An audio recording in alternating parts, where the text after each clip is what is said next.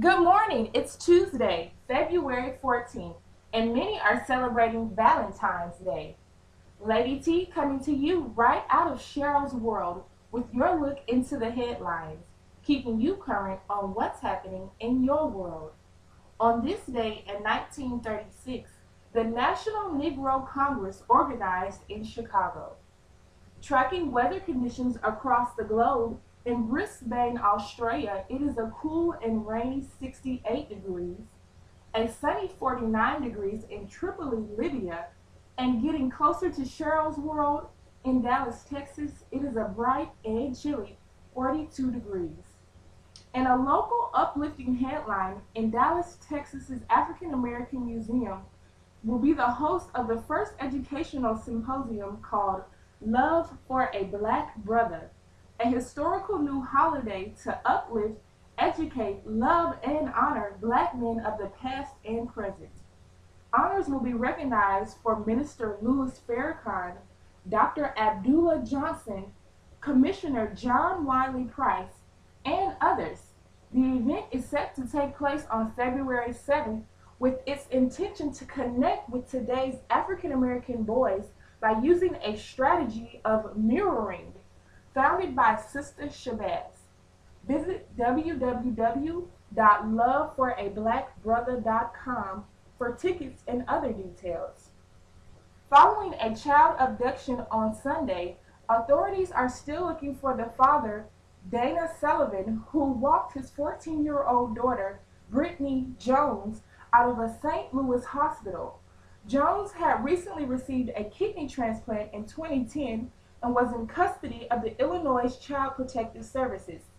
Sullivan was then located by police personnel following the abduction on Sunday, who say he and his daughter went to another hospital in Wisconsin and left that facility as well. An abduction alert is still going on for Brittany Jones to help her get back to St. Louis where she can continue her treatment. In Tripoli, Libya, late President Muammar Gaddafi's son is not being allowed by the government of Libya to leave his home. Saadi Gaddafi is accused of making threats of an uprising on satellite news network Al Arabia. The country's National Transitional Council commented saying Saadi's words were considered a violation of the terms of his residency granted by Niger. Security measures have been tightened in Tripoli to deter and crush any resistance since Muammar Gaddafi's assassination. In entertainment, Tyler Perry is raising money and providing gift cards to our homeless youth. With Good Deeds, Great Needs. Proceeds go directly to the Covenant House, a nonprofit organization that supports homeless youth. Just by sharing his upcoming movie trailer, Good Deeds, a financial contribution will be given for each share. Go to gooddeedsgreatneeds.com to be a part of this initiative.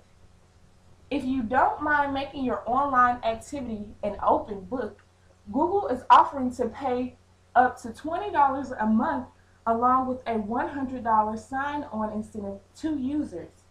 All you have to do is register with ScreenWise and install Google Chrome.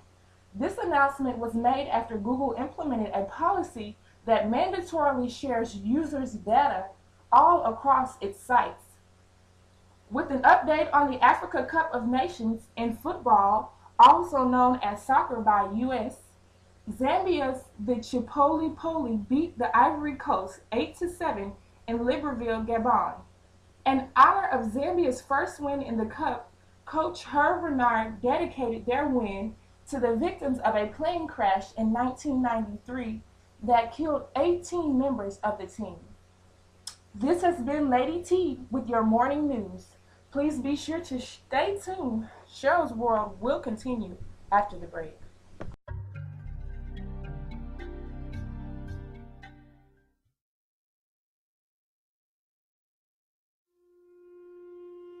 Negroes want the same things that white citizens possess.